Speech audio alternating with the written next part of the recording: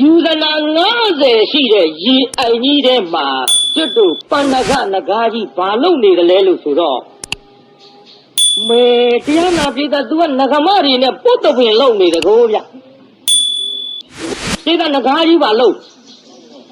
အေးငါရန်ကုန်ကန်တော်ကြီးမှန်ပြောတာဟဲ့နဂါးပုတ်တပင်များရှိသလားလို့မြင်ပြီကိုရင်လေးကအော်ကြည်စမ်းတက်ကြငါလာတာမမြင်ဘူးကမြင်းကျော်ထခြာတိတ်နဲ့ဓမ္မရိပ်ဘေးကကြီးဘာသာထုတ်တယ်တို့ခြာတိတ်နဲ့ဓမ္မရိပ်ရှေ့ပိုင်းဦးစင်းလေးဟောလိုက်တာ9 နာရီကြော်လောက်ရောက်သွားတယ်ဒီခင်ဗျားလည်းတဲတော့မရှိလှပါဘူးတရားနာပြီးကအနေနဲ့လည်းဒီလိုရှေ့ပိုင်းကဦးစင်းလေးတွေဟောတဲ့အခါမှာမပြင်းကြနဲ့မကြီးလို့ကြတယ်ဒါမှဘုန်းကြီးတို့လိုဟောတဲ့ပြောတဲ့ပုဂ္ဂိုလ်တွေနောက်အခါမှာများများပေါ်ထွက်ပြီးတော့လာကြစကြပါလို့လေ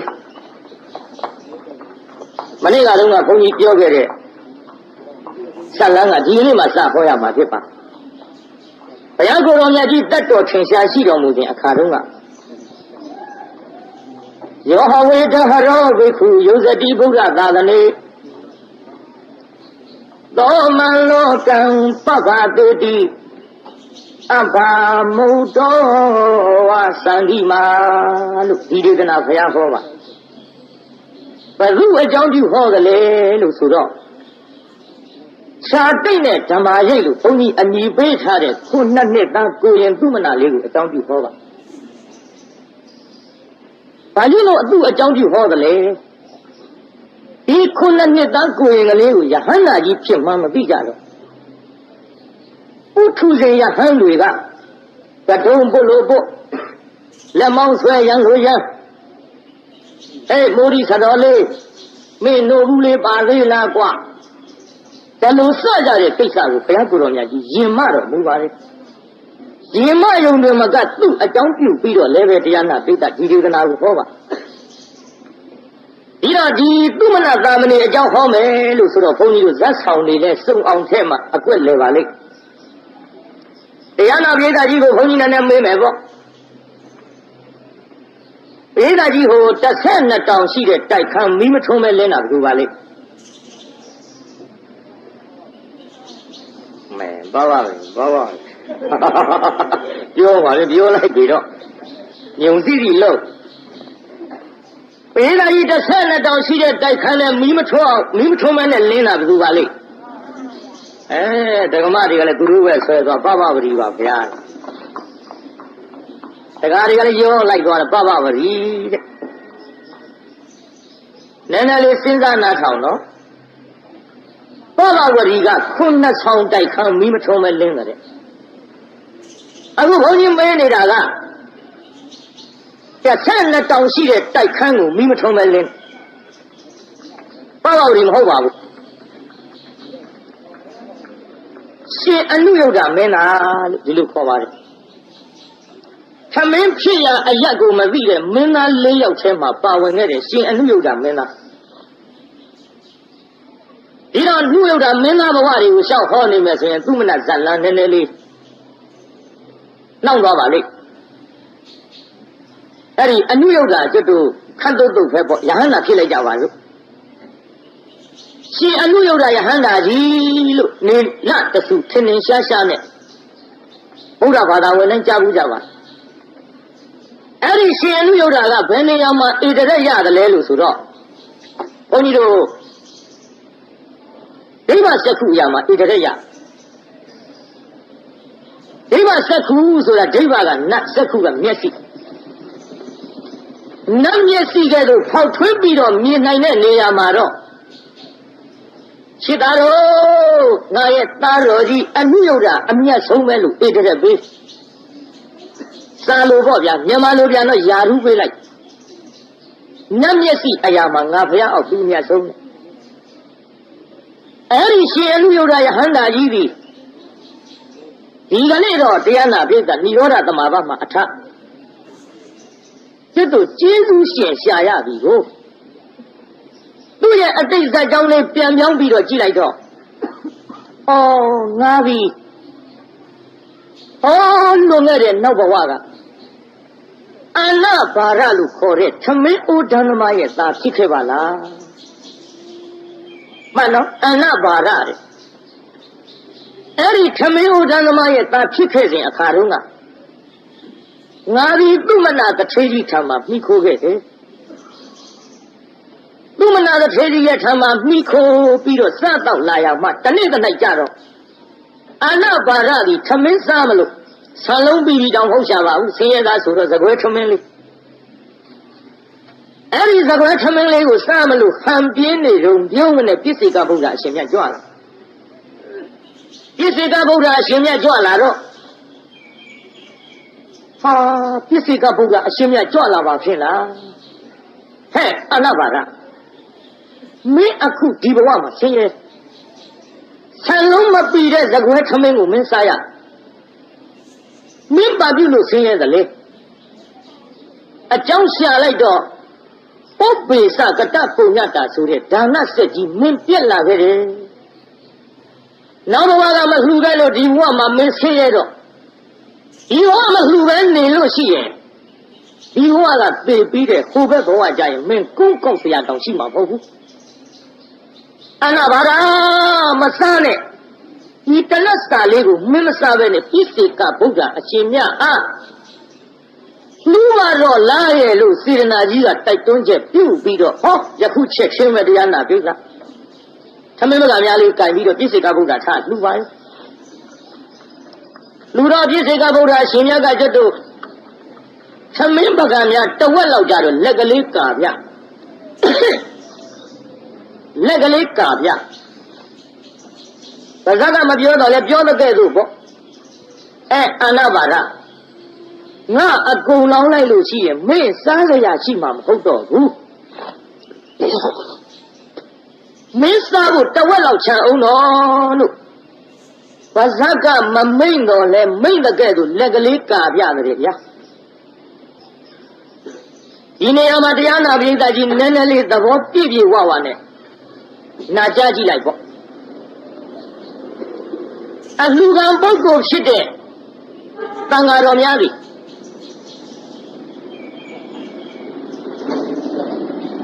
လူတဲ့ပုဂ္ဂိုလ်တွေရဲ့အပေါ်မှာငက်ကွက်ပါတယ်မိသား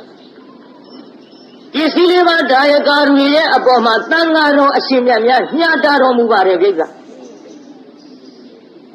ဒီထဲတချို့ကသမန်ငါရှံငါနဲ့သံဃာတွေကိုဘယုတ်ဒုက္ခပြော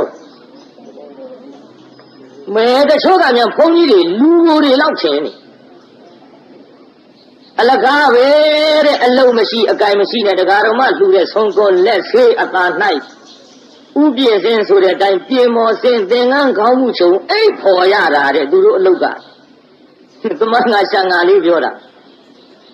လွယ်ပါဘူးဗျဘုန်းကြီးဘဝလွယ်တယ်ထင်စမ်းကြည့်ဒီထဲတချို့လူတွေကပြောသေးဘယုတ်ဒုက္ခအာမမင်းပြင်းဘုန်းကြီးဝစ်ပါလားကွာတော့ဆံမကြတဲ့လူတွေကျွတ်တို့ဘုန်းကြီးတွေကပြင်းလို့ဝစ်နေတဲ့အတိုင်းပဲဒါလွယ်တယ်ထင်လို့ပြောတာခု2ရက်လောက်ဒုံလဘဝစ်တာတောင်မှ3ရက်တစ်ပိုင်းနဲ့ကိစ္စချောတဲ့လူတွေကမင်းပြင်းဘုန်းကြီးဝစ်ပါလားတမန်ငါရှံငါပြောနေတာနော်စမ်းကြည့်စမ်းကြည့်ဘုန်းကြီးဘဝအစားချောင်လို့အလုံးမလုံးရဘဲနဲ့စားအိတ်နေရတာလွဲကူးတဲ့ထင်လို့ရှိရင်ဗမာပြည်ပဲယောက်ျားတွေရှိတော့မှာတော့ဘုန်းကြီးကြီးဝတ်ကုန်မှာပေါ့လွယ်ပါဘူးဗျ။ကဲယောက်ျားတွေဘုန်းကြီးကြီးအကုန်ဝတ်ကုန်တော့ကဲမိန်းမတွေဒုက္ခရောက်ပြီလားတဲ့။ကဲဘုရားရှာကျွေးမလို့တချို့ဘုန်းကြီးဘဝလွယ်တယ်ထင်လို့တမန်ကဆံကပြောနေတာ။တရားဓမ္မတွေလှူတဲ့ဆုံးကုန်းကိုဖုံးပေးနေရတဲ့တန်ဃာတော်အရှင်မြတ်တွေမှာကြည်အောင်လုပ်နိုင်မှတော်ကားကြပါ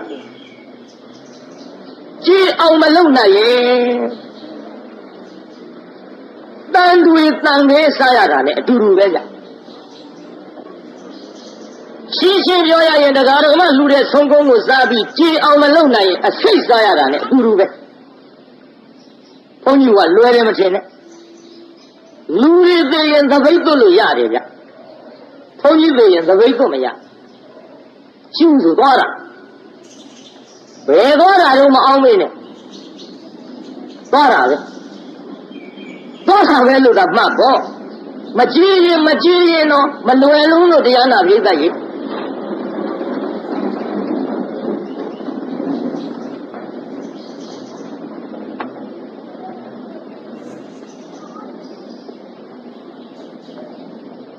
တရားဓမ္မတွေလှူတဲ့ဆုံးကုန်းကိုဖုံးပေးပြီးတော့ကြည်အောင်ဆက်တော်မူကြရပါစာသိရင်သိစာမသိရင်စာချစာမချရင်တရားအားထုတ်တရားအားမထုတ်ရင်တရားဟောဒီလုံးတွေတစ်ဖက်ဖက်ကတော့လုံနိုင်မှဘုန်းကြီးကတော်တာကြကျွတ်တော့ကြားမှုတဲ့သကပုံလေးနဲ့ပြောရမယ်ဆိုရင်အတော့တောင်ကျက်သိမ်းထပြကောင်းရွာတရွာနဲ့တရားနာပိဿကြောင်းပေါက်မှာလှဲနဲ့နွားနှစ်ကောင်ဘဝကြီးမယုံနိုင်တော့လှဲသမားကရိုက်တယ်ဗျ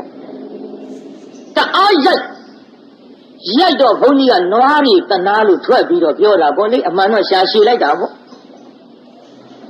ရှာရှည်တော့လေကျွတ်တို့ရှာခောက်တဲ့လူနဲ့တွေ့တော့ငါးပါးမောက်တာပေါ့ဟဲ့တကားအားလုံးကတော့ရိုက်လှကြီးလားကွာမယုံနိုင်ဘူးလို့လူလိုလည်းမပြောတတ်ဘူးဟာအတော်သိရိုက်ပါခင်ဗျကျုပ်နာလှကြီးရဲ့လူလည်းပြန်ပြောတတ်ဘူးကွာလူကိုလည်းအတန်ထွက်အောင်တနာအောင်ငူမပြတတ်ဘူးကွာမယုံနိုင်လို့ပါကွာ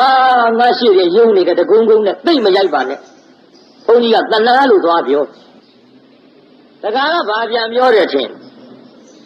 ကိုတော့ရိုက်မှာပေါ့တဲ့နောက်ဘဝတုန်းကသင်္ကန်းဝစ်သူရဲ့လှူတာတွေစားပြီးစိတ်ကလေးမှမစိတ်ခဲနဲ့ကဲကြည်သားများဘလောက်နာတော့ဒါကြောင့်ယဟန်ဘဝကိုတမန်ငါရှာငါလေးနဲ့အချောင်စားပြီးအိတ်နေလို့ရတဲ့ဘဝတော့မထင်နဲ့တကားတို့လွဲလဲထင်ရင်တော့ကျွတ်တို့မှားကျင်တာကစမ်းကြည့်ကြတော့ဒါပဲမှားခဲ့ပါရစေမနေ့ကလည်းဒီကိစ္စတွေတော်လေးပြောခဲ့ပါပြီယဟန်ဘဝနဲ့ပတ်သက်ပြီးတော့ကြည့်တရားနာပြိဿမငိမ့်ညာဘူးလို့မထင်ကြပါနဲ့အခုအလူကံပုဂ္ဂိုလ်ဗျပြစ္ဆေကဗုဒ္ဓဆိုတာနှစ်သိန်းချင်းနဲ့ကဘာတသိန်းဖြစ်မှဖြစ်တော်မူတဲ့ဖရာဗျဖယငယ်ပေါ့တဝက်လောက်လက်ကပြတယ်ဗျညာတော်မူလိုက်ပုံကငါအကုန်လောင်းရင်နဲ့မြင့်ဖို့မကြံမဲနေလိမ့်မယ်ဆိုပြီးလက်ကပြအဲ့လိုလက်ကပြတော့အနာဘာရကမှန်လားပါဗျာတဲ့အရှင်ဘုရားတပည့်တော်ငဲ့ညာတော်မမူပါနဲ့ဗျာလူကုန်လေးနော်တပည့်တော်ငဲ့ညာတော်မမူပါနဲ့ဗျာတပည့်တော်ဒီနောက်ဘဝကဒီလူမလှူခဲ့လို့ဒီလူဆင်းရဲတဲ့ဘဝရောက်ရပါဗျာနောက်တန်တရားအတွက်ဆင်းရဲတွင်နဲ့မှာကိုတပည့်တော်ကြောက်လာပါလို့ဖြင့်အရှင်မြတ်အားလှူဒန်းရခြင်းပါဗျာဟောဒီထမင်းတယောက်စာလေးကိုအရှင်ဘုရားနဲ့တပည့်တော်မျှပြီးတော့ဖုံးပေးကြစားကြမယ်ဆိုရင်အရှင်ဘုရားလည်းမဝတပည့်တော်လည်းမမျှဖြစ်ပါလိမ့်ဗျာဒါကြောင့်အရှင်ဘုရားဒီလောကအတွက်မငဲ့ကွက်ခဲနဲ့တပည့်တော်အားတန်တရားအတွက်ချီးမြှောက်တော်မူပါဗျာလို့ဒီလိုလျှောက်ပြီးအကုန်လုံးလောက်လူပုံလေးနဲ့မှတ်ကြနော်ဒီဘဝအတွက်မချီးမြှောက်ပါနဲ့ဗျာတန်တရားအတွက်ချီးမြှောက်တော်မူပါဗျာလို့ဒီတိုင်းလျှောက်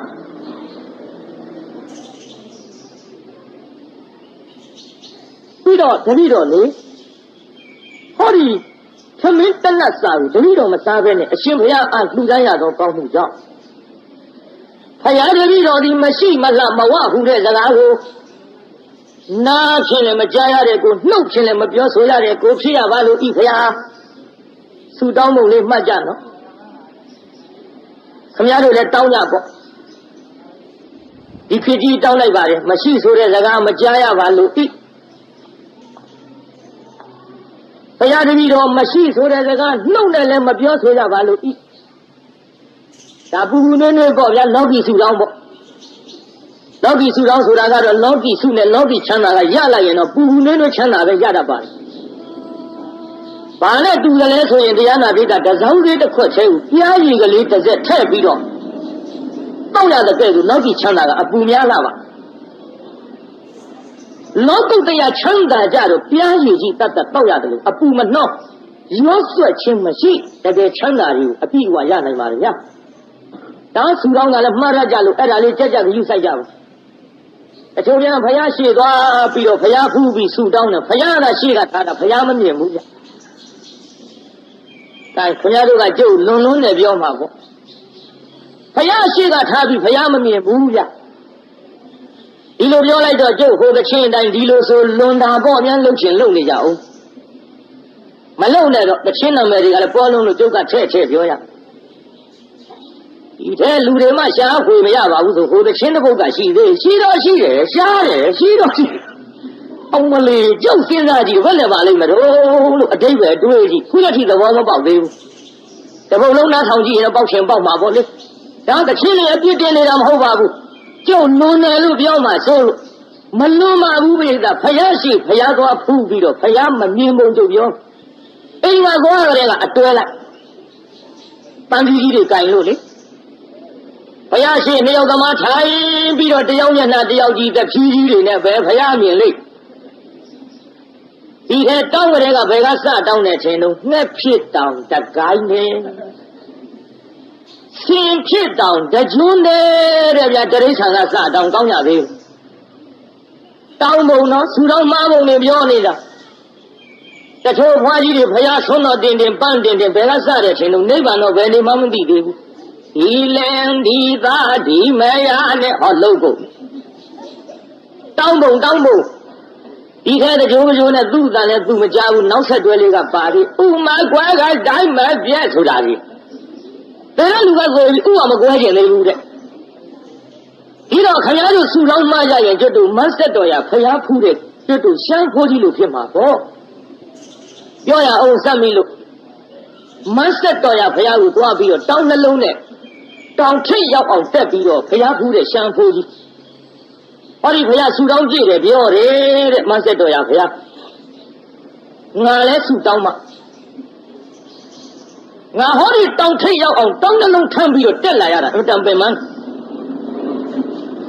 ဒီဖယားဆူတောင်းကြည့်တယ်ဆိုတော့ငါထမ်းလာတဲ့တောင်းနှလုံးတော့ပေါ့အောင်ဆူတောင်းမှဆူတောင်းပြီလို့မှန်လားပါဗျာတဲ့ဖယားတပည့်တော်ဒီဟောဒီပန်းစီမိဖျောင်းနိုင်လှူဒန်းရတဲ့ကောင်းမှုကြောင့်ဒီကုသိုလ်ကြောင့်ဖယားကြီးတော်ထမ်းလာတဲ့တောင်းနှလုံးပေါ့ပါရစေပါဖယားဒါနိဗ္ဗာန်ပဲနေမှမသိဘူးတောင်းပေါ့အောင်ဆူတောင်းသူကရှေ့ကတောင်းနှလုံးပေါ့ပါစေဆူတောင်းနေတာနောက်ကလူတယောက်ကတောင်းနှလုံးအလစ်တုံသွားပြီလို့ဒါခိုးသွားပြီပြန်လာပြီးကြတော့တောင်းနှလုံးထမ်းမလို့လှဲ့ကြည့်လိုက်တော့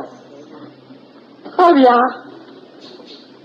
ဘယ်လိုငါတောင်းနှလုံးမရှိတော့ဘူးတန်တော့ဒီဖယားဆူတောင်းပြည့်တယ်ဆိုတာဟုတ်တယ်ဒါဖယားတကူကြီးချင်းတော့တခိုးခိုးပဲရအဲ့ဒါလေးဆူတောင်းပြည့်လိုက်တာမှထိုင်ရမရှိအောင်တော့ပေါ့တယ်ဖယားပါလားနော်ဆူတောင်းပြည့်သွားဒါပေမဲ့လို့လေတရားနာပိတာပစ္စည်းကုန်တော့ဖယားပြန်ပြီးတော့လွန်တယ်လို့အပြစ်တင်ရတယ်ဗျဘယ်လိုအပြစ်တင်နေချင်းလုံးတောင်းနှလုံးလူခိုးသွားတော့အမလေးလွန်သနော်ဘာတဲ့နောက်က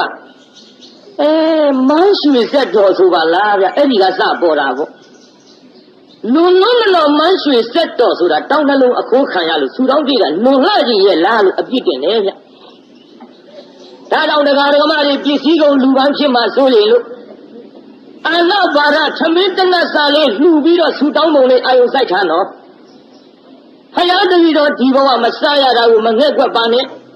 တပည့်တော်တန်တရားအတွက်ချီးမြှောက်တော်မူပါဖယားလို့အဲ့ဒါလိုလောင်းလှူပြီးတော့မရှိဆိုတဲ့စကားနားနဲ့လည်းမကြားရနှုတ်နဲ့လည်းမပြောဆိုရတဲ့ကိုဖြစ်ရပါလို့ဤဖယားအရှင်ဖယားတို့သိမြင်တော်သစ္စာလေးပါးတရားကိုသိမြင်ရပါလို့ဤဖယားလို့အဲ့ဒီဆုတောင်းဒီဆုတောင်းလိုက်တော့ပြည့်စိတ်ကဗုဒ္ဓအရှင်မြတ်ကဧစီတံပတိတံတုံရှံခိပ္ပါမေဝဟာသမိတ်တူသင်လူတွေအတိုင်းပြည့်စေဆိုပြီးတော့ဆုပေးလိုက်ပါရောဗျာတရားနာပိဋကအဲ့ဒါလို့ဆုပေးပြီးပြည့်စိတ်ကဗုဒ္ဓအရှင်မြတ်ပြန်ကြွသူမိခိုခါစားနေရတဲ့သူမနာတထေကြီးထိချက်ဆောင်နတ်ကတာဓုခေါ်ရောပြုတာဓုလို့သုံးချိန်ခေါ်လိုက်တော့သူမနာတထေကြီးကြဟောကြည်စမ်းဘယ်နဲ့တော့ငါပိတ်မှန်ဆောင်တဲ့ထိချက်ဆောင်နတ်သည် ငါကုသိုလ်ကောင်းမှုတွေမြောင်များစွာပြုလာခဲ့တာသူပဲများအိပ်ပျော်နေပါလေငါပြုတဲ့ကုသိုလ်ကြီးသူကအခုမှထပြီးတော့သာဓုခေါ်ပါဘောလားသူကုသိုလ်သာဓုခေါ်တယ်ထင်တာနော်ဟိုကမဟုတ်ဘူးဗျတဏ္ဍလူတဲ့ဆင်းရဲသားလေးကုသိုလ်သာဓုခေါ်နေဟဲ့ထိချက်ဆောင်နာအပင်ငါပြုတဲ့ကုသိုလ်တွေအခုမှသိလို့ခုမှသာဓုခေါ်သလားကိုဗျဒီလိုမေးလိုက်တော့ထိချက်ဆောင်နာကတည်းတဲ့တင်ပြုတဲ့ကုသိုလ်ငါသာဓုခေါ်သည်မဟုတ်ငါဒီလှူနိုင်ခဲ့တဲ့တဏ္ဍကိုမစားဘဲနဲ့လှူတဲ့အနာဘာရရဲ့ကုသိုလ်ကိုငါသာဓုခေါ်တယ်ဒီလိုပြောလိုက်တော့တည်းနောက်ကောက်ကျသွားတာပေါ့ဟာကြည်စမ်းမှာငါတည်းလှူတဲ့ကုသိုလ်ကိုသာဓုမခေါ်ဘဲနဲ့ရှင်ရသာလှူတဲ့ကုသိုလ်ထမင်းတဏ္ဍသာဓုခေါ်တယ်ဆိုတော့ငါကုသိုလ်ရဲ့မြတ်လို့ဖြစ်မှာပေါ့ငါကုသိုလ်ရဲ့မြတ်လို့နေမှာပေါ့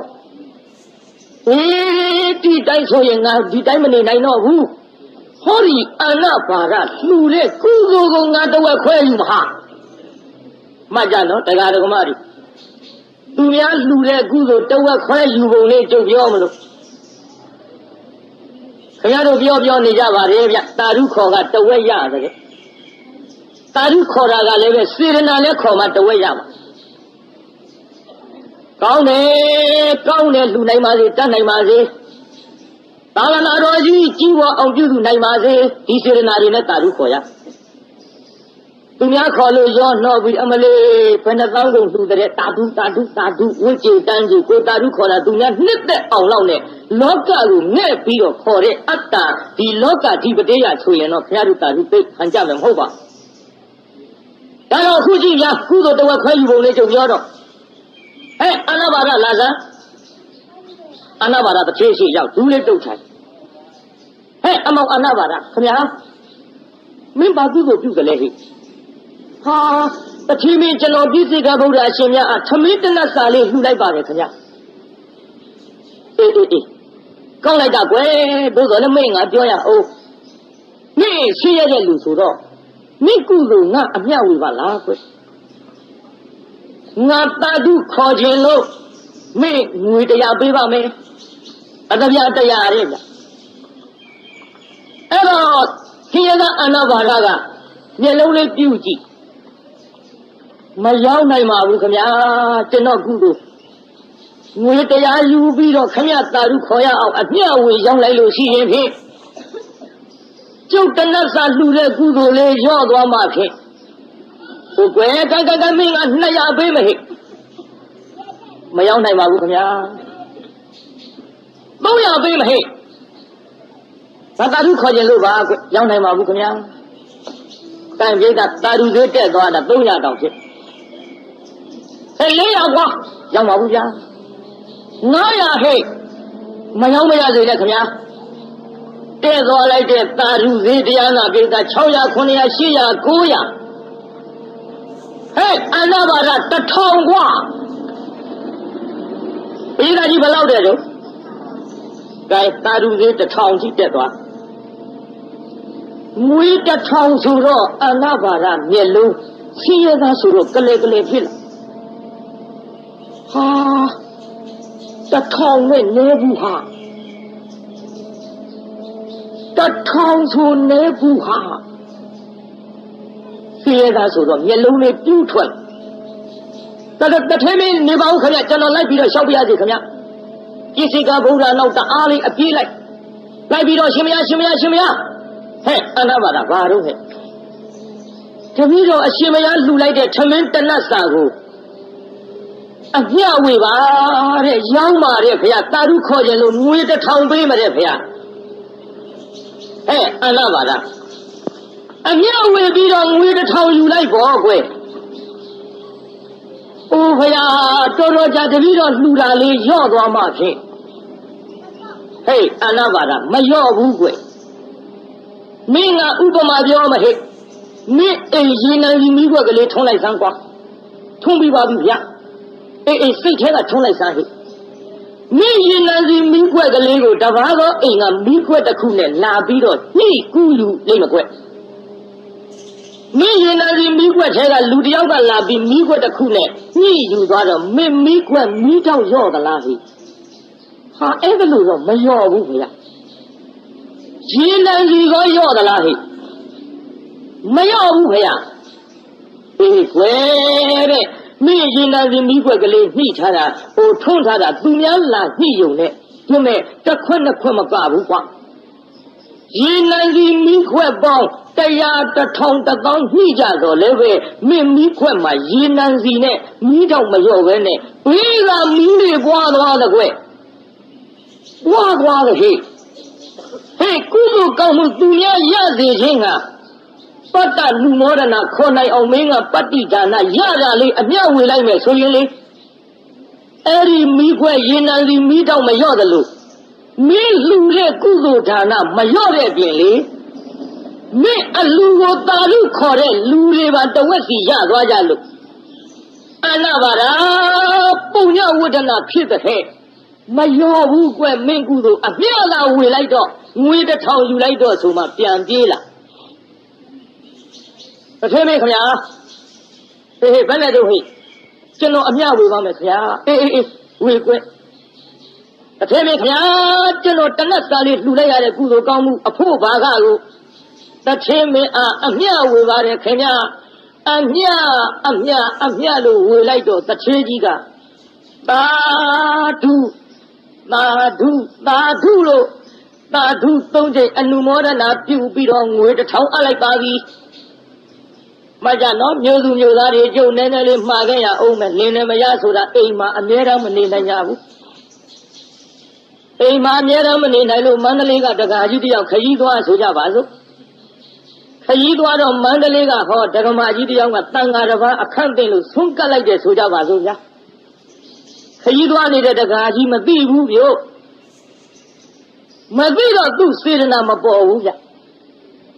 အဲ့ဒါလင်းသားပြန်လာတဲ့အချိန်ခါမှာတော်မရှိတော့ကျုပ်တန်ဃာတစ်ပါးအခန့်တင်လို့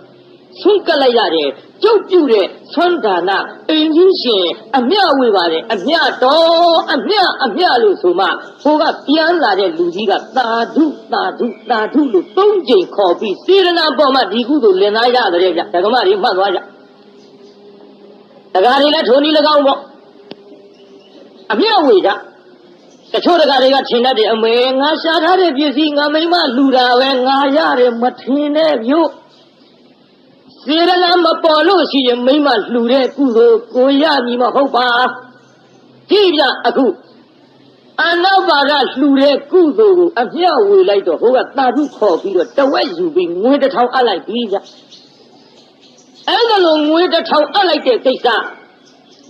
ဟောကျွတ်တို့ယဟန္တာကြီးဖြစ်နေတဲ့အချိန်ခါမှာဒိဗ္ဗစက္ခုအရာမှာဧတရက်ရတဲ့ရှင်အနုယုဒ္ဓမထေရကြီးကအဲ့ဒီသူ့ဇက်ကြောင်းလေးပြန်ကြည့်တဲ့ဟိုပရိသတ်ရဲ့ငါဒီနောက်ဘဝကအာနာပါကထမင်းအိုဒန်းသမားရဲ့သာဆင်းရဲသာဖြစ်ခဲ့သကိုငါပြစ်တဲ့ကဗုဒ္ဓကိုတဏှတ်စာလေးလှူတဲ့ကုသိုလ်အမျှဝေးပါဆိုပြီးတော့သာဓုခေါ်၍ငါအားငွေ1000ပေးခဲ့တဲ့ငါကျေးဇူးရှင်သူမနာကြီးသူမနာတထေကြီးယခုဘဝသူပဲရောက်နေရရှာပါလိမ့်မလို့မှတ်ကြယဟန္တာကြီးတောင်ကျေးဇူးရှင်ကျေးဇူးဆက်ရှင်လို့ရှားနေတာတရားနာပိဿငါငွေ1000ပေးခဲ့တဲ့တထေကြီးပဲရောက်နေပါလိမ့်မလို့ကြည့်လိုက်တော့ဟောကျွတ်တို့ဝိဇ္ဇာတဝီတော့ရဲ့တောင်ချေရင်းမှာမုံထရွာကြီးဆိုတာရှိအဲ့ဒီငွေ1000ပေးပြီးတော့သာဓုခေါ်ခဲ့တဲ့တထေကြီးကဒီမုံထရွာမှာမုံထရွာသူကြီးရဲ့သား2ယောက်ထဲမှာစုလသုမနဆိုတဲ့သားအငယ်လေးလာဖြစ်တကူဗျဘေးကမြန်မာပြန်သက်သက်လေးနဲ့ဟောနေတာနော်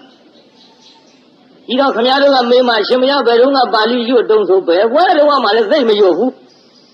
ဒါနားလည်းတဲ့မိဟောနေတဲ့ဇတ်စင်ကလေးတိတိကျကျတော့မှတ်သွားပေါ့တိုက်တရားနာပိဿသူ့ငွေ1000ပေးပြီးတာဓုခေါ်ခဲ့တဲ့တထေးကြီးကျေးဇူးရှင်ကိုပြန်ရှာတာဗျယဟန္တာကြီးတောင်ကျေးဇူးရှင်ကျေးဇူးဆက်ဖို့ရှာသေးရင်ကျွတ်တို့ပုထုရှင်ဆိုတာလေးကတလုံးကျွေးဖို့သူကျေးဇူးသိတတ်ကြဘူးကောင်းတယ်ဗျတိုက်ကြည့်လိုက်တော့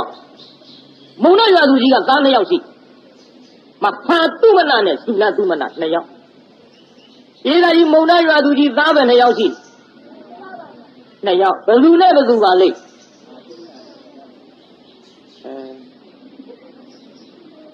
တုမနာလမ်းများလမ်းနဲ့ခင်ဗျားတို့တွန်းအော်နေပင်မပြီးထိုးလဲကုန်ပါဦးလူတွေအများကြီးအသက်မထွက်ဘူးမဟာတုမနာနဲ့သုလတုမနာ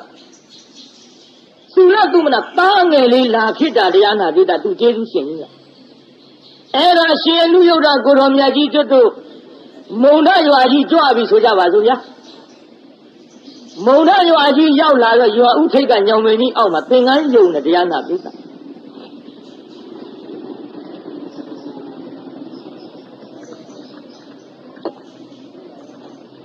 သင်္ကန်းယုံနေတော့မုံနာရွာသူကြီးကမြင်တယ်ဟာ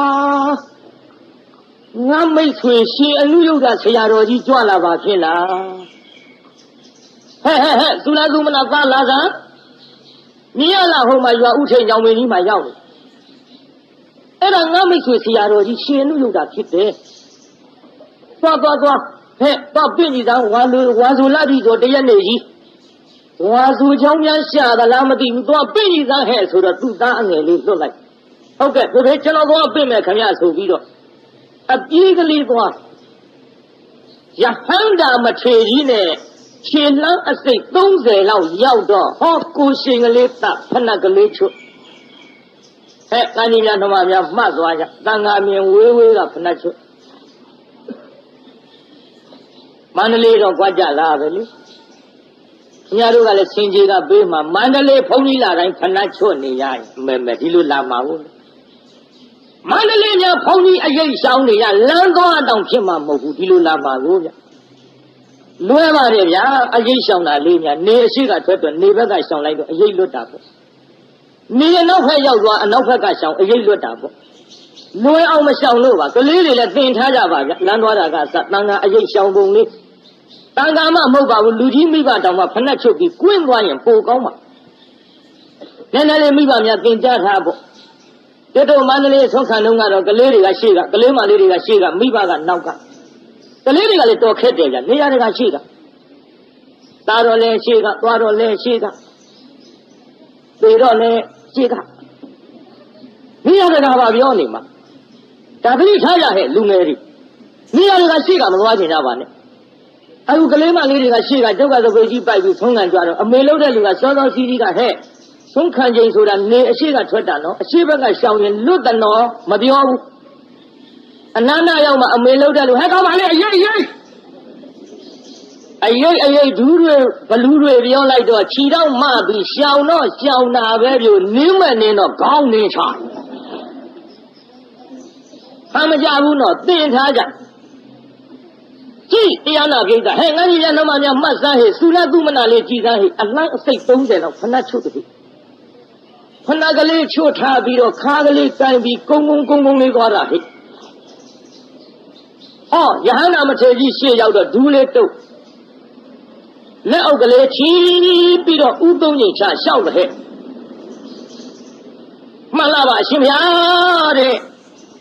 ခရတတိတော်ဒီမုံထရွာသူကြီးရဲ့တန်တယောက်တို့တွင်အငယ်ဖြစ်တဲ့သုလသုမနာဖြစ်ပါတယ်ဗျာတတိတော်ရဲ့အဖေကအရှင်ဖယားအားဆွမ်းဖုံးပေးတိုင်းအပင့်ခိုင်းပါသဖြင့်အရှင်ဖယားဆွမ်းပင့်ဖိတ်ထားတဲ့ပုဂ္ဂိုလ်မရှိသေးပါကတတိတော်အဖေဖြစ်တဲ့မုံထရွာသူကြီးရဲ့အိမ်တို့ဆွမ်းဖုံးပေးရန်ကြွတော်မူပါတဲ့အရှင်မြတ်ကြီးဖယားဘုန်းကြီးပင့်ပုံလေးဟဲ့ဘုန်းကြီးပင့်လည်းလွယ်တာမဟုတ်ဘူးဒီခေတ်ကျွတ်တို့စီကညောင်မင်းကျွဲဘုန်းကြီးပင့်ပုံကြတော့ပြီးရောညောင်မင်းကျွဲတဲ့တရားနာပြည်ကသူ့အိမ်ညောင်မင်းကြီးရှိလို့ပထမကသူ့နာမည်ကဦးကျွဲတဲ့နောက်ဆေးကုစားတဲ့ဆေးဆရာဖြစ်တော့ဆရာကျွဲတဲ့နောက်ညောင်မင်းကြီးနဲ့နေလို့ညောင်မင်းကျွဲတဲ့တရားနာပြည်ကဟောသုံးနာမည်ရသူ့ဘုန်းကြီးပဲလွတ်လိုက်ရောပြုလွတ်လိုက်တော့ဘုန်းကြီးတွေကြောင်းရောက်တော့ရှ िख ိုးကြော့ပြီးကျွေးတဲ့ငပြောပြီးအုံပြီးစားပြီးတင်မလင်ခွေးထိုင်ပြီးသူကဘုန်းကြီးဘယ်လိုပြင့်နေထင်လို့ ကိုတော်တို့တဲ့ရွာနောက်ပိုင်းကမိသေးတို့ကမနေ့ဖြင့်ကဆုံးကတ်မှာတဲ့ကိုတော်တို့တကြောင်လုံးတန်ဃာကုံအဲ့ဒါကိုတော်တို့ကြောင်းတော်မနေ့ဖြင့်ကတကြောင်လုံးဘိုက်ခွေးနှမ်းမဲ့ကိုတော်ကြီးဟာနားသာထောင်ကြည့်တော့သူကပြင်နာမှမဟုတ်ပဲဗျဘိုက်ခွေးနှမ်းပြောသွားတယ်မနေ့ဆိုးစားချိန်ကြတော့ဘုန်းကြီးတွေတပားမှမကြွမကြွတော့ဆုံးမမိသေးလိုက်လာဟောရှင်များတို့ဘယ်နဲ့ကြောင့်မကြွလာတော့ဗျာအဲ့ဒုဘလူပြလို့တော့ဟောဗျာညောင်းမကြွလွတ်လိုက်တာဗျာပြီးမောင်များတဲ့တို့ရှိတင်မလင်းကြီးခွေးထိုင်ပြီးကိုတော်တို့ကြောင့်လက်ဖြင့်ကမိသေးကတကြောင်လုံးဆုံးကပ်မှာတကြောင်လုံးဘိုက်ခွေးနှမ်းပြောသွားတာဟဲ့တို့ဘုန်းကြီးတွေကဇကဇက်ပြောရုံနဲ့လိုက်မစားကောင်းဘူးဟဲ့ကဲဒါဖြင့်တပည့်တော်ကိုယ်တိုင်ပြင်ပါတယ်ဗျာကြွပါဗျာကြွပါဗျာဆိုတော့မှဟောတရားနာတွေ့တာဘုန်းကြီးတွေလိုက်ဆုံးပေးရတယ်ဗျာဒါကြောင့်ဘုန်းကြီးပြင်မုံလဲဟဲ့လူငယ်တွေဗုဒ္ဓဘာသာဖြစ်ပြီးတော့တရားပွဲဆိုတာဒီဝိတုဒ္ဒတွေယူရမှာပါအဲဒီသုလသုမနာလေးကရှစ်ခိုးပြီးကြာနာလျှောက်ထားလိုက်တော့ရှင်လူရုံတာမချေကြီးလိုက်ကြွသွားအိမ်ရောက်တော့မုံကရွာသူကြီးကကြွပါဗျာကြွတော်မူပါဗျာဒူလေးတုတ်လက်အုပ်ကလေးချီနေရထိုင်နေသတင်းသုံးတော့ကြော့ပြီးတော့ရှောက်တယ်တရားနာပိကရှင်ဗျာတဲ့အရှင်ရကြွလာတာလာပြီတော့ဒီဝါဆိုလာပြီတော့တရက်နေကြီးပါလားဗျာဒီတော့တတိပြုနော်ဝါဆိုလာပြီတော့တရက်နေဆိုတာဝါဆိုမဲ့နေကြီးပေါ့ဝါဆိုလာပြီတော့တရက်နေကြီးပါလားဗျာအရှင်ဗျာဒီဝါဆိုလာပြီတော့တရက်နေကြီးကြွလာကြတဲ့ကိုကတတိတော့ရှောက်ပါရစေအရှင်ဗျာဝါဆိုရန်ကြောင်းရှာတော်မူတာထင်တယ်ကိုတော်ကြီးကလှုပ်ဘူးငြိမ်းနေတယ်ဗျိကငြိမ်းနေရင်ဟုတ်တယ်လို့ပြောရရောက်တယ်နော်ဒါလောကုတ္တရာစကားလေးပြောပါရစေတုံ့နှိပါဝေစိတ်တွေကငြိမ်းနေလို့ရှိရင်ဟုတ်တယ်လို့ဝန်ခံရရောက်တဲ့မှတ်သွားကြလောကီတွေလည်းလောကုတ္တရာကစကားတွေယူသုံးနေပါတယ်ဗျဘုရားအဆုံးအမတွေမြင်ဦးလားကျွတ်တို့စီဝဲတွေပါတွေကြတော့ကျွန်တော်တို့ဒီစီဝဲကြီးမှာမြည်သည့်ပုဂ္ဂိုလ်အားမြည်သည့်ပုဂ္ဂိုလ်များကဥက္ကဋ္ဌအဖြစ်တင်မြှောက်ထောက်ခံထားပါသောကြောင့်လူပရိသတ်ကြီးအားကျွန်တော်မေးပါရစေခင်ဗျာတဲ့ကံကွယ်မဲ့လူရှိပါသေးလားခင်ဗျာမဲတကြီးမေးလှုပ်ဘူးနောက်ကံကွယ်မဲ့လူရှိပါသေးလားခင်ဗျာလှုပ်ဘူးသုံးချိန်မေးလို့မလှုပ်တော့ကျွန်တော်သုံးချိန်တိုင်ဒီပုဂ္ဂိုလ်ကြီးအားဥက္ကဋ္ဌတင်မြှောက်တာကိုကံကွယ်မဲ့လူရှိပါသေးလားလို့မေးပါတယ်ခင်ဗျာတဲ့အားလုံးကြွရောက်လာကြတဲ့လူပရိသတ်ကြီးငြိမ်းနေတာကိုထောက်ထားခြင်းအားဖြင့်သဘောတူတယ်လို့ဝန်ခံရရောက်ပါသောကြောင့်ဒီပုဂ္ဂိုလ်ကြီးအားဒီအစည်းအဝေးမှာကျွန်ုပ်တို့ဥက္ကဋ္ဌအဖြစ်ပြင်မြောက်လိုက်ပါပြီခင်ဗျာဟောဘယ်ကထွက်လာတဲ့စကားတို့လောကုတ္တရာကထွက်လာတဲ့စကားလောကီစည်းဝေးတွေမှာလည်းယူသုံးနေကြပါတယ်ဗျဗုဒ္ဓနိုင်ငံကြီးမှာ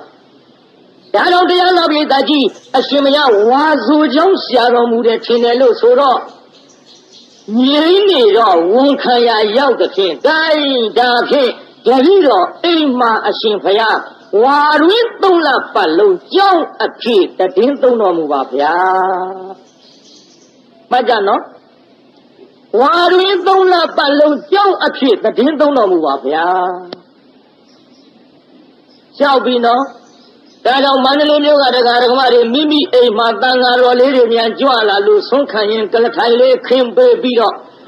တည်င်းသုံးရတဲ့အချိန်ခါမှာရှောက်ကြပါကြောင်းအဖြစ်တည်င်းသုံးတော်မူပါဗျာခိတ္တခဏလေးကြွလာတော့လေကြောင်းအဖြစ်တည်င်းသုံးတော်မူကြပါဗျာမိမိတို့ရဲ့အိမ်မှာတန်ဃာတော်အရှင်များခဏလေးတည်င်းသုံးသွားတော့လည်းပဲကြောင်းအဖြစ်လူထမ်းလိုက်ရဝိခါရဒါနာကြီးအောင်မြင်သွားတယ်ဗျပြီးတော့လည်းပဲရှောက်ထားကြပါခုမုံတိုင်းရွာသူကြီးရှောက်နေပုံကြည်စမ်းမမန္တလေးမြို့သူမြို့သားတွေကြည်စမ်းပါဗျာရှောက်ပုံလေးရှင်မယားဟောတာကကျင်းတဲ့အိမ်ပါဗျာရှင်မယားဒါကကုရီအိမ်ပါဗျာဟောတာကဇင်ညာလမ်းပါဗျာဒါကရေချိုးကမ်းပါဗျာနဲ့စုံနေရင်ပြည့်နေပါကရှောက်ပါဒါကြောင့်တရားဓမ္မတွေရှောက်ပုံလေးမှတ်ထားကြမိမိတို့အိမ်မှာတန်ဃာတော်အရှင်များကြွလာတဲ့အချိန်ရှောက်ထားကြပါတရားနာကိစ္စ အဲ့ဒီလိုတန်ဃာတော်အရှင်မြတ်များကြွလာလို့ရှောက်ထမ်းမှလာရင်တန်ဃာတော်အရှင်မြတ်များကအသုံးပြုလို့လွယ်ကူပါတယ်ဒါကြတို့မန္တလေးတော့တိတ်ပြီးတော့အထူးပြောကြရမလိုပါဘူးလေမန္တလေးမြို့ဆိုတာအိမ်သာမရှိပဲနေလို့ဖြစ်တဲ့အရာမှမဟုတ်ပဲနဲ့နော်ဗျာကျုပ်တို့တောရာတွေကြတော့အတော်ခက်ပါတယ်ကျုပ်တို့တရားဟောသွားရင်ဘယ်ရဖြစ်ဖြစ်တရားဓမ္မတွေဟိုဓမ္မတွေနဲ့မပတ်သက်တော့လည်းပဲတရားတွေကိုဒီကိစ္စခေါ်ပြောရတယ်တရားကြီးအိမ်သာတန်တန်ရှိကလားမရှိသေးဘူးဆိုရင်တရားကြီးဖြာကလေးဖြစ်တော့ကာပြုပြင်းကလေးဖြစ်တော့တရောင်လောက်တူးပြုတော့အရာတချို့နေရာဆိုရင်ထရွက်ကလေးဖြစ်တော့ကာဗျာယာယီကူရီလေးလုံးလိုက်ပြုခိုင်းရတယ်ဗျတချို့လည်းမခိုင်းမဲမသိဘူးတချို့ကြတော့တန်ခါနဲ့နေတတ်တော့သိတယ်ဗျအော်ကျတော့ကျုံးမိုင်းတော့တရားဟောမှာပူဆိုးကျုံးပိုင်းကြတော့တရားနာပြေကရေဝင်တဲ့အဲ့ရဆိုတော့အိမ်ကြီးတွေကပေါင်တန်းရှည်ကြီးတွေစီရောမရှိစီရောလည်းမရှိဘူးတရားဓမ္မတွေကလည်းရှောက်မထားတော့အဲ့ဒီရွာလေကောင်များကိုတော်တစ်ပါးလေကြည်ကြီးချင်းငယ်ဆွညင်ရဲ့မျက်နှာလေးကိုမဲ့ရှုပ်လို့ထိုင်ကြလည်းမရှိဘူးစီရောလည်းမရှိဘူးအကွယ်ကလည်းမရှိအဲ့ဒါနှုတ်နေတဲ့ကိုတော်ကြီးကြတော့မပြောရင်အတော်ဒုက္ခရောက်ကြတယ်ဒါကြောင့်တရားတော်ပြည်သားကြီးဒီအန္တရာယ်ကအကြီးဆုံးမို့လို့ကြုတ်ထဲ့ပြောပါတယ်အသေးခွဲမအောင်မေးပါနဲ့ဒီမဲ့တန်ခါကူမဆိုထားနဲ့နော်မန္တလေးမြို့သူမြို့သားတွေကြုံမှားခဲ့မယ်တန်ခါကူမဆိုထားနဲ့မိမိတို့အိမ်မှာရောက်လာတဲ့ဧည့်သည်တောင်းတဲ့တောင်းဒါအရင်ဆုံးပြထားပါဗျာခမင်းတော့မှကြွေးကြဒါဒီလောက်ပြောသဘောပေါက်ပြီလို့ခရမ်းတို့တို့ခန္ဓာကိုယ်ကြီးထဲမှာရောက်နေတဲ့ဗဇက်ကစားလိုက်တဲ့အာဟာရများတွေဖြစ်တာခဏဧည့်သည်ကတာရှိမနေနိုင်ဘူးအောက်မရှိမနဲ့တာရှိနေရဗျာရင်လည်းပဲဒီပုဂ္ဂိုလ်ဒီတတ္တဝါဒီဒုက္ခရောက်မှသိကြတယ်ဒါကြောင့်မို့လို့တရားနာပြည်ကအိမ်များဧည့်သည်ရောက်လာလို့ရှိရင်ဟောဒီကိစ္စကိုအရင်ဆုံးပြထားကြပါဒီနည်းချင်းတဲ့ကိစ္စနဲ့ပတ်သက်လို့ဒါအရေးကြီးဆုံးဖြစ်ပါဒါကြောင့်တရားနာပြည်သားကြီးအရှင်မြတ်ဘုရားဟောတဲ့ကျင်တဲ့အိမ်သာကူရင်ဒါရေချိုးကဒါဆင်းညာလောက်မှဘုရားနဲ့ရှောက်ပြီးတော့ဟောတဝါတွင်လုံးသတင်းသုံးအဲ့ဒါလို့တဝါတွင်လုံးသတင်းသုံးပြီးတော့တရားနာပြည်သားတူတူပဲပေါ့တပေါင်းလာကြီးရောက်နေမှတော့သတင်းကျွတ်လိုက်ကြပါစို့ခန်းတုတ်ပေါ့တိုင်းတရင်ကျွတ်ရဆိုကြပါစို့ဗျာတရင်ကျွတ်တော့ရှင်အနုယုဒ္ဓမထေကြီးတရားနာပြည်သားကြီးဖျားထံပြန်ကြွတော့မယ်ဗျတကားတော့ငါဖယားရှင်မြတ်တော်ကြီးဖူးမြော်ကြတော့ရန်ကြွမယ်လို့ဆိုတော့အရှင်ဖယားကြွရင်တပည့်တော်လျှောက်ကြရစေတပည့်တော်အရှင်ဖယားအားတိစီဝရိတ်သင်္ကန်း30လှူကြရစေဖယား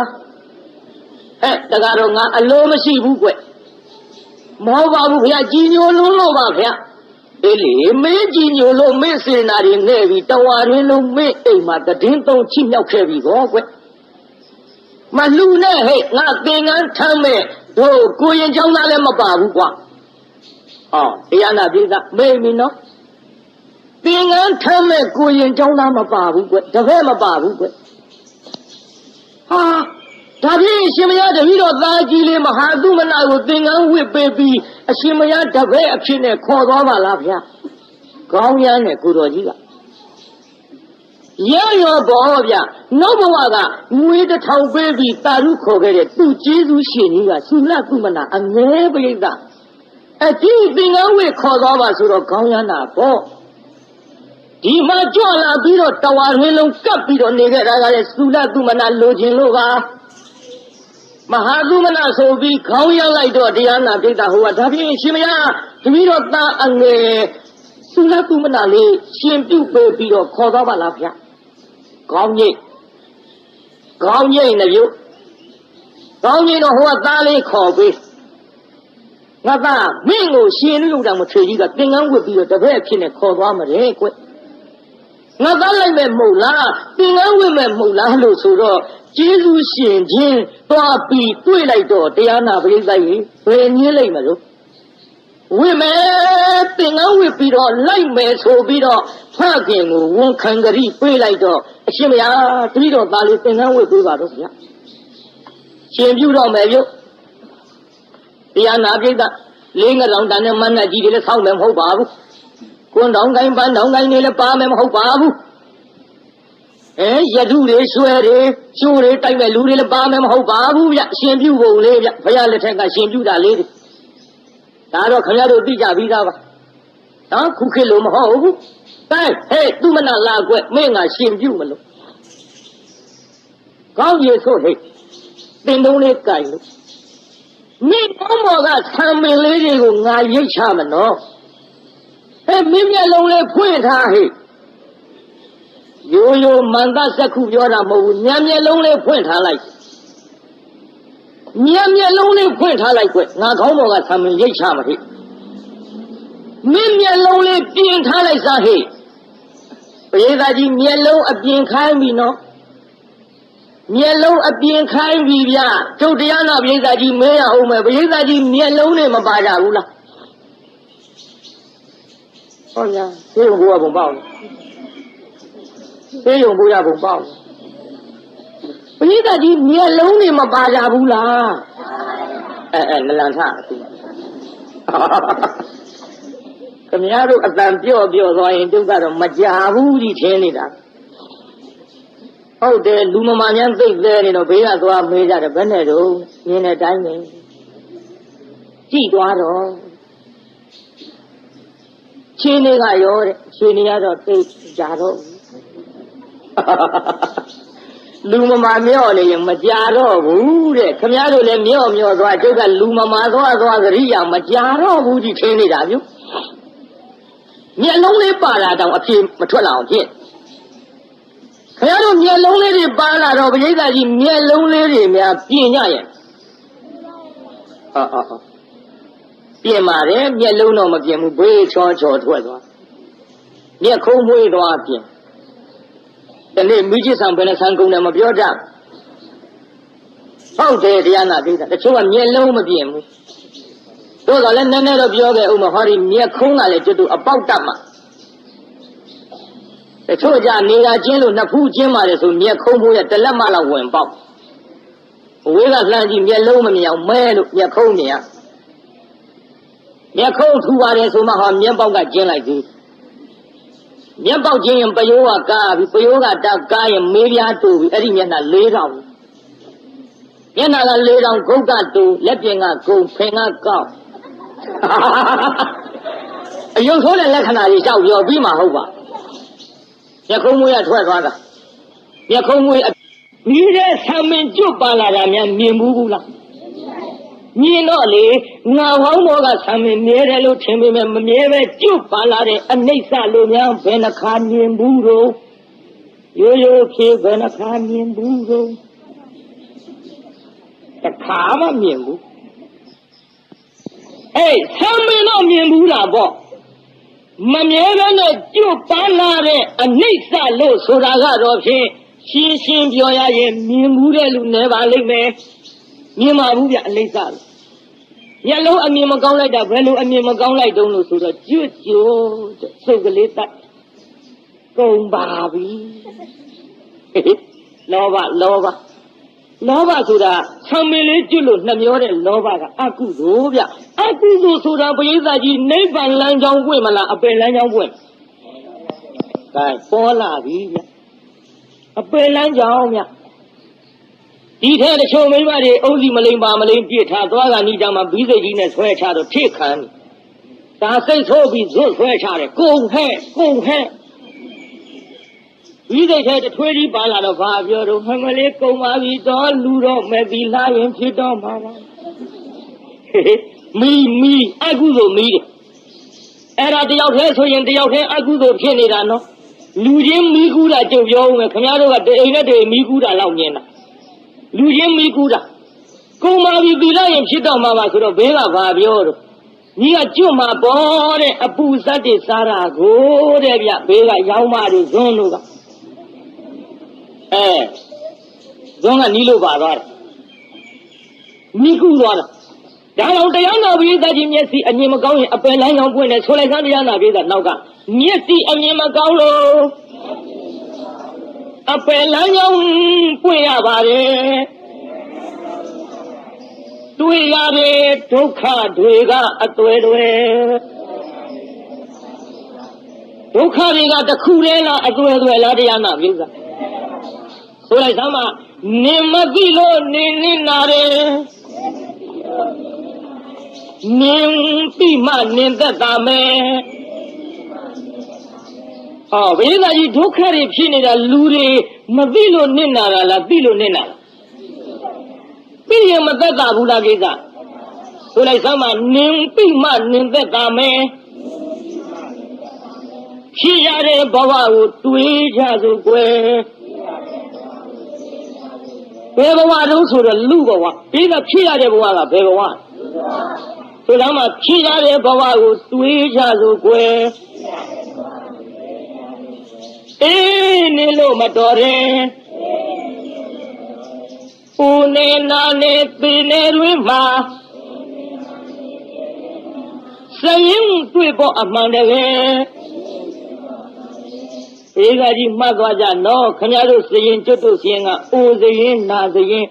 သိစရင်ညဦးနဲ့နာနဲ့သိနေတဲ့မှာဗျဘာလဲဆိုလဲဆောင်းမဦးနဲ့နာနဲ့သိနေတွင်မှာစရင်တွေ့ဖို့အမှန်တကယ်ဒီစရင်နဲ့ရောက်နေကြတဲ့ကဒါရီညင်းလို့ရပါမလားပြိဿမေးရအောင်မဟောဒီပြိဿကြီးတဲ့အိုခြင်းတဲ့လူဘယ်နှယောက်ပါတယ်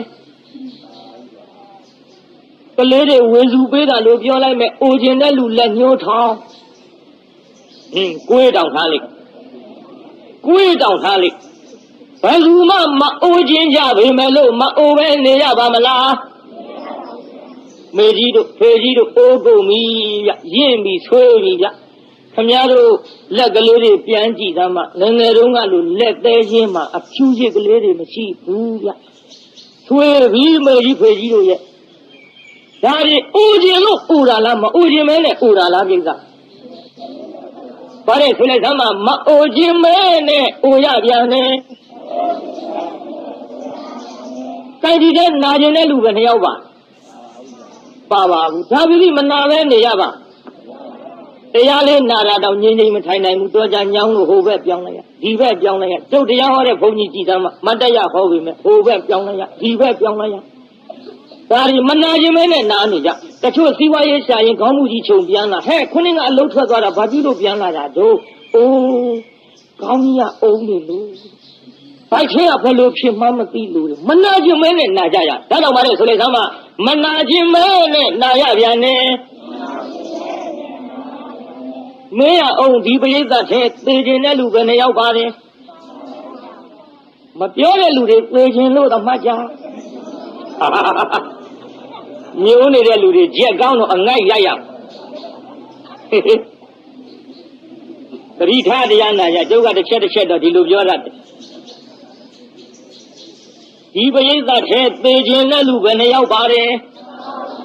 ပါဘူးမသေးခြင်းမဲ့နေကြရပါ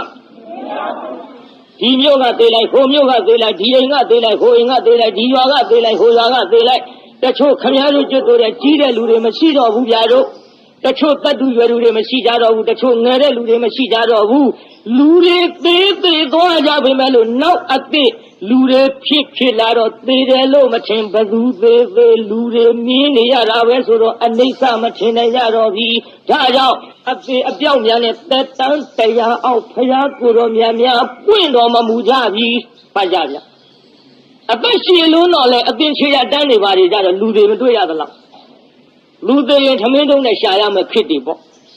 အသင်ချေရဆိုတော့နဲတာမဟုတ်ပဲအဲ့ဒီခါကျတော့လေအသက်ကရှည်လွန်းတော့အတုပကမ္မထာဟောဖို့မလွယ်ဘူးအနိစ္စပြဖို့လည်းမရဘူးဒါကြောင့်တရားနာပိသကြီးတသိမ့်တန်းနဲ့တရားတောင်းအတွင်းသာလျှင်ဘုရားကိုယ်တော်များပွင့်တော်မူကြသည်မှတ်ကြဗျအသေးပြောင်းမြန်ဒါကြောင့်ပါလေဆိုလေသမ်းမသေးခြင်းပဲနဲ့လေသေရပြန်နေစိုးရင်ပူဆွေးငိုအကျွေးလူသေးမရှိပူရပြန်နေ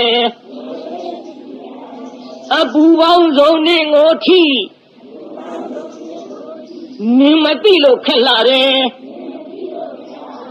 ပိဿာကြီးအပူတွေထိနေတာသိရလားပိဿာသိပါဘူးဗျတချို့များကြည့်သမ်းမှလယ်သမားတွေတရားနာပိဿာအထက်ကနေဘူးနဲ့အောက်ကရေဘူးနဲ့နွားနှကောင်းနဲ့လဲတဲ့ဆင်းထုံနေဘေးကလူတွေကကြည့်တော့ပူလိုက်တာလို့ထင်ဘူးလားပြိဿ။တိုင်ဘေးကပူတယ်ထင်တာသူကအပူထိတာမသိဘူးဗျ။ဘေးကပူတယ်ထင်ပေမဲ့လို့လယ်သမားကနွားနှကောင်နဲ့ကြပြာလေးဝင့်ပြီးတော့လေအောင်မယ်သူနကိုကတဲ့အိုးပြင်းမာနေရဟောအေးလို့ပါလားဗျ။ ဒါတော့တရားတော်ပရိသတ်ကြီးရှာရဖွေရအိမ်မှာမအိပ်ရမကတ်ရပေမဲ့လို့ဒီအပူတွေထိနေတာခမည်းတော်မသိကြပါဘူးဒါကြောင့်ပါလေဆိုလိုက်သမ်းမအပူပေါင်းစုံနှင်းကိုထိနင်းမသိလို့ခက်လာတယ်ခက်တာတွေကိုစုလို့ပြောအတော်မတတ်ခက်တော်မယ်ခက်တာတွေပြောနေရင်ကုန်နိုင်မလားဒါဖြင့်ဒီခက်တွေကိုလက်ပိုက်ကြည့်မလားပယ်တော့မလားပြိဿဆိုလိုက်စမ်းမအခက်ကိုပယ်အထက်ဟိုနေထွက်ဝင်ဒီအောင်မရင်စီးဖို့ဘယ်နည်းလုပ်ကြမယ်ကဲမေးတော့မေးပြီဘယ်လိုလုပ်မလို့နဲ့ကြငုတ်တုတ်ကြီးထိုင်မနေကြနဲ့မဲ့ရင်စီးရအောင်ကိုင်းဆိုးစမ်းမျိုးနောက်ကလက္ခဏာတင်ကြသူမျက်လုံးပြင်းတဲ့အခန်းလေးကေတာငါလုံးမောကဆံပင်မြဲတယ်လို့ထင်တာမမြဲပဲကျုပ်ပါလာတဲ့အနိစ္စမျက်လုံးလေးဖွင့်ပြီးညံနဲ့ဒီလိုမြင်ရမှာတဲ့ကိုင်းတစ်ခုကူးကြအောင်လို့ကေတာငါလုံးမောကဆံပင်နေ့စဉ်နဲ့အမျှခီးရလိမ့်ရရှင်းရလင်းရရှာရဖွေရတန်ဃာတော်တွေဆန်းငံကြွလာတာတောင်းတတိမထားနိုင်မဲနေဘူးစားမှာတယောက်တလဲခြေခင်းပြီးတော့ရှေ့ကလူဇက်ကျိုးမတဇက်ကျိုးကျွနဲ့တန်ဥတုံရတာကလည်းဒုက္ခကိုအောင်ပြောလိုက်ရတာတို့ဘုန်းကြီးတွေတော့ပြိတ်ပိုက်ဆုံးငံကြွလာလေတန်းတုတ်တုံးဒုက္ခတွေတရားနာပြေးတာကဲဆိုလိုက်သားမှာကေတာငါလုံးမောကဆံပင်ပထဝီအာဘောတေဇောဝါယောဝဏကန္ဓ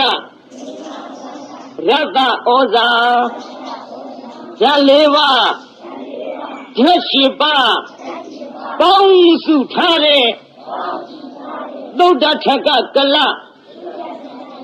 ပညာမြတ်သာဖြစ်တဲ့အနတ္တ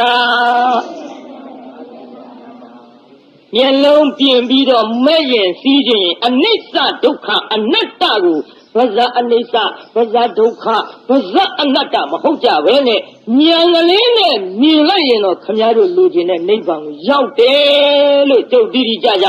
နားလည်လောက်တဲ့စကားလုံးတွေနဲ့သုံးပြီးဟောရပါတယ်ဗျာမှန်လားတရားနာပြေးသားကြီးအနိစ္စဒုက္ခအနတ္တဆိုတဲ့လက္ခဏာရေးသုံးပါးမှလွတ်ပြီးတော့နိဗ္ဗာန်ရတဲ့ပုဂ္ဂိုလ်မရှိဘူးတဲ့နော်နိဗ္ဗာန်ရရောထုံးတာမရှိဘူးတဲ့ဘယ်တရားအထုတ်လို့ရဒီလက္ခဏာတွေဝင်ပြီးသားဖြစ်ပါတယ်မှန်လားပြေးသားကြီးကိုင်းဒီတော့တရားနာပြေးသားကိုရင်ကလေးလေတရားနာပြေးသားခေါင်းပေါ်ကဆံမင်းလေးတွေငါရိတ်ချလိုက်မကွဲဟေ့ကြည်ထားဟေ့ညမျက်လုံးလေးဖွင့်ထားဟေ့မင်းမျက်လုံးလေးပြင်ထားဟေ့မင်းမြဲတယ်လို့ထင်ပေမဲ့လို့ငါခေါင်းပေါ်ကဆံမင်းရိတ်ချလိုက်တော့အလိတ်အတစ်လိုက်ပြက်ကြလာတာလေးတွေကိုမြင်လိုက်တော့မင်းအနိစ္စလို့ဉာဏ်ကလေးနဲ့မြင်လိုက်ခွဲလို့မျက်လုံးအပြင်ခိုင်းပြီးဆံမင်းရိတ်ချအလိတ်ကလေးပြက်ကြလာတာကိုဉာဏ်ကလေးနဲ့ရှုလိုက်တော့ဟောတရားနာပရိသတ်အနိစ္စဆိုတဲ့မမြဲတဲ့ဒီတလုံးလက်ကင်သုံးလိုက်တာကိုရင်ကလေးကိုရင်လောင်းဖြစ်တဲ့ကျွတ်တို့သူ့မနာလေးဒုက္ခတွေတုံးလို့သောကုန်ခန်းတဲ့ခုနှစ်နှစ်သားယဟန္တာလေးဖြစ်ပါလေဗျာကိုရင်ကလေးတရားနာပရိသတ်ကြီးခုနှစ်ငါတုန်းကအနိစ္စတလုံးလက်ကင်သုံးလိုက်တော့ဒုက္ခတွေတုံးပြီးဘာဖြစ်သွားတော့ယဟန္တာဖြစ်သွားယဟန္တာဖြစ်တရင်ဝါလာကျွတ်ကိုရင်လေးလည်းယဟန္တာဖြစ်ဘုရားထံကြွကြတော့မယ်ပေါ့ဆရာတော်ပဲနှစ်ပါးတရားတော်မုံနာရွာသူကြီးငါတို့ဆရာတော်ပဲဘုရားထံကြွတော့မယ်ကွရွာသူကြီးကတော့ခေါ်ဟဲ့လို့လင်မယားနှစ်ယောက်ရှေ့မောက်ကထားပြီးတော့တာယဟန္တာကြီးနဲ့ ရှင်အနုယုဒ္ဓကိုတော်မြတ်ကြီးတို့ကြွကနီးရှင်အနုယုဒ္ဓကိုတော်မြတ်ကြီးကကောင်းငင်ပြန်တက်လိုက်တော့ကိုရင်လေးကလည်းယဟန္တာဆိုတော့ကောင်းငင်ပြန်နိုင်ပြီဘူးလားပြိဿကိုရင်လေးကကောင်းငင်ပြန်တက်တော့အမေဖြစ်တဲ့ကိုရင်မေတော်ကြီးကမျက်ရည်လေးဝိုင်းလာမှန်လားပါဗျာတတိတော်ရှောက်လိုက်ပြရသည်ဗျာတပည့်တော်သားလေးတို့ဆိုနှစ်ဆအရွယ်မို့အမိနိုးရေတောင်မစင်သေးတာမို့တပည့်တော်စိတ်မချနိုင်ဘူးဗျာစိတ်မချနိုင်ဘူးဗျာမကြနော်ငိုတာပြိဿကျုပ်ကမဆိုတော့မငိုတော့ပါဘူးဒီတိုင်းရိုးရိုးဟောမယ်ဆိုပြီးဟောလာတော့ငိုပါဘူးငိုတယ်လို့သာမှတ်ခဲ့ကြတော့အမေငိုပြီပြုတ်လူတဲ့တန်းတဲ့ခါမှာကြကြကယူဆိုင်ကြပါအဲ့ဒါကုသိုလ်တရားအနှောက်အယှက်ဖြစ်တတ်တယ်တချို့သားရှင်ပြုတဲ့ဘွယ်ကြီးလို့ရင်ငိုပြီးတရားနာပိသာပိသာကြီးလှူတယ်ဆိုတာမျက်ရည်ကြရမှာလားဝမ်းမြောက်ရမှာတချို့မနက်ထဲငိုတယ်ဗျဘေးကမေးတယ်ဟဲ့ဘာဖြစ်လို့ငိုတာတုံးဆိုအလှမကအိုးတဲ့သူ့ဖေကသူစောတိတာတော့အလှတိုင်းကြီးပေသေးတဲ့လူရဘယ်ကြောင့်ကထွက်လာမှမသိတချို့ကြတော့ဗာပြောတော့ဩတဲ့သူ့ဖေကြီးရှိတော့ငါနီးလေးတွေမောင်းရင်တော့ဘဝနဲ့မြင်ကျင်တယ်မြင်းစည်းတာမြင်ကျင်တယ်ငါမသိရင်ကိုရင်လေးဘဝနဲ့ငါနီးလေးတွေကိုကြော့ကျင်တယ်